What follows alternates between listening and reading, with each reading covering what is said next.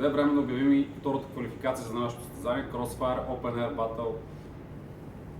Тренировката е следната. 5 набирания, 10 свинга над глава, 15 скока. В тренировката ще се броят максимален брой повторения. Един рунд е 30 повторения. За 10 минути трябва да направите максимален брой повторения от тези 3 движения. Имате време за изпълнение на тази квалификация от 2 септември до 9 септември, включително до 21 часа. Пуловката съответно за мъже и за жени е за мъже 24 кг, за жени 16 кг. Кутията за мъже 62 см, за жени 52 см. Време да обявим стандартите за квалификацията. За набиране. Когато отскочите от земята, трябва да увиснете изцяло с изпънати лакти в най-долно положение. При набирания брадата трябва да мине положението на полоста. Показвам.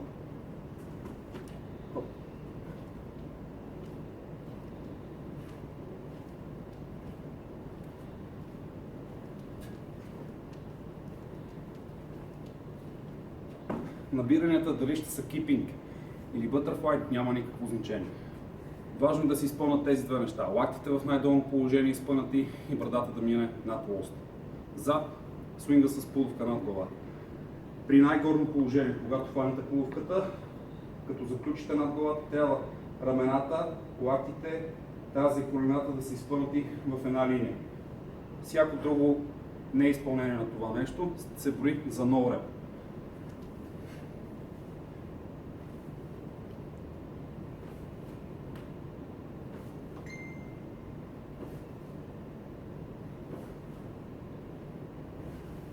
Съответно, главата трябва да мине между двете ръце.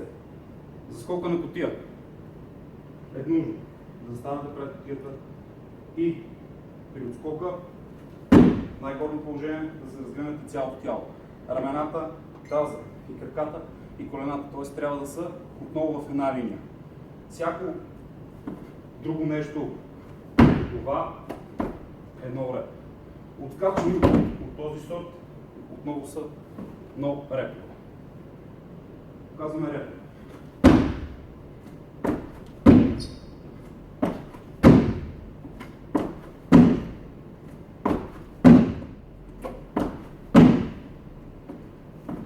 Казваме сега много репове за нашата квалификация. За набиранията много репове са следни. Ако при увисване на лоста лактите не са ви напълно изпънати и при набиране брадата не минава нивото на лоста.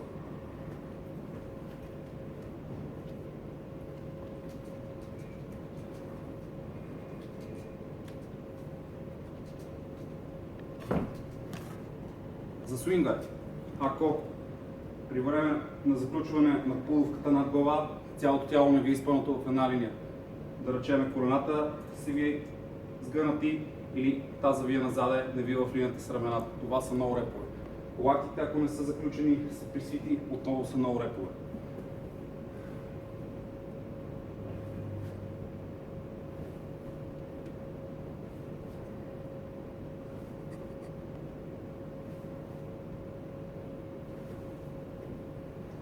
За бокс джъмпа.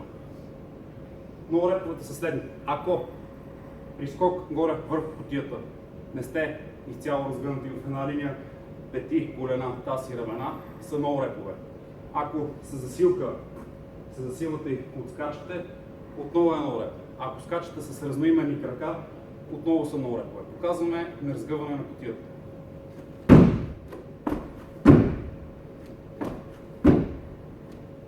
Показваме скокове с разноимени крака.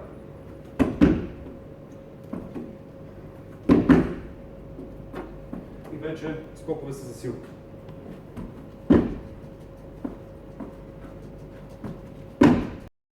Движенията при жените са: набирането е на хълки от кутия. Тялото трябва да е хоризонтално на земята. Стандартите за изпълнение на свинг над глава и скок на кутия са напълно идентични като мъжките. Сега ще покажем стандартите за набиране при жените. Трябва ви лост, кутия или дискове, няма никакво значение. Хвата също е без значение. Дали ще е надхват или подхват на лоста, си е ваш избор. Когато се хванете на лоста, тялото трябва да е хоризонтално на земята.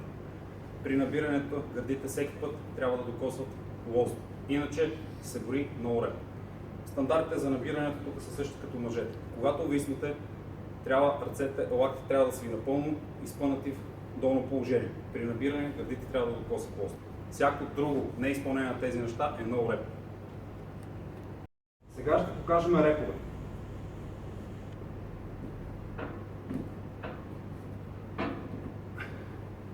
Покажем много репове. Недокосване на гърдите лоста. Неизпъване на лакти долу.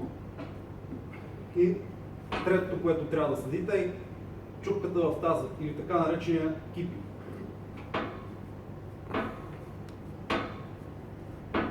Тези всичките движения са много репове.